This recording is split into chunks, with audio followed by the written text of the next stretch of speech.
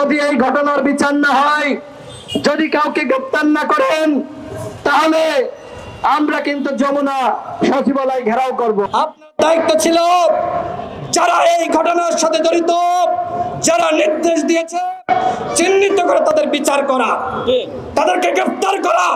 এখনো পর্যন্ত সেনাবাহিনী এবং পুলিশের যারা এই ঘটনার সাথে জড়িত, এতদিন পার হয়ে গেল, একজনকেও কেন গ্রেফতার করতে পারলেন না? আমরা বারবার বলছি, সেনাবাহিনীর সাথে আমাদের বিরোধ নাই, পুলিশের সাথে বিরোধ নাই। আমরা পুরো সেনাবাহিনী পুলিশ বাহিনীকে দোষারোপ করছি না,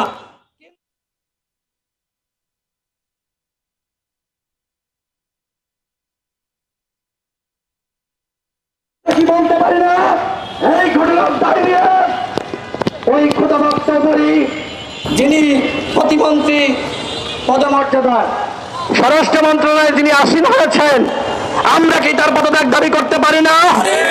আমরা কি আইজিপি পদত্যাগ দাবি করতে পারি না?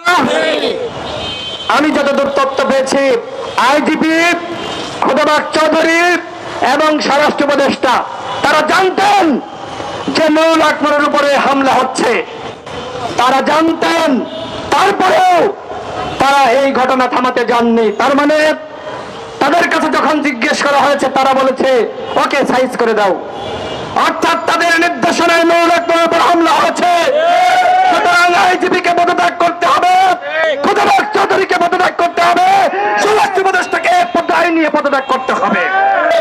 আমরা আমাদের দলের পক্ষ থেকে বলেছিলাম যে যদি এই ঘটনার বিচার না হয়, যদি কাউকে গ্রেফতার না করেন, তাহলে আমরা কিন্তু যমুনা সচিবালয় ঘেরাও করব। মানে আমাদের ক্ষুব্ধ নেতা কর্মীরা তারা বলেছিল, কিন্তু সরকারের পক্ষ থেকে আমাদেরকে বারবার বলা হচ্ছে সামনে নির্বাচন, দেশে ফ্যাসিবাদ সুযোগ পায়, অরাজকতা সৃষ্টি হয় এবং দেশ আনস্টেবল হয়ে যায়, এরকম কোন কর্মসূচি না করার ব্যাপারে আমাদেরকে অনুরোধ করছে।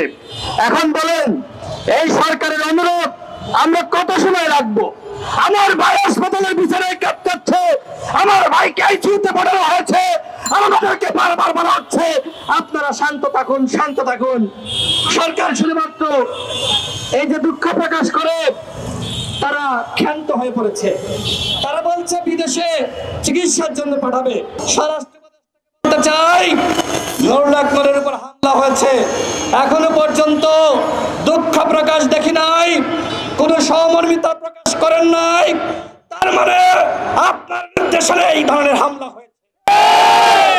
আপনি নুরুল আকমরের উপর যে হামলা হয়েছে, সেই ঘটনার দায় নিয়ে অনতিবিলম্বে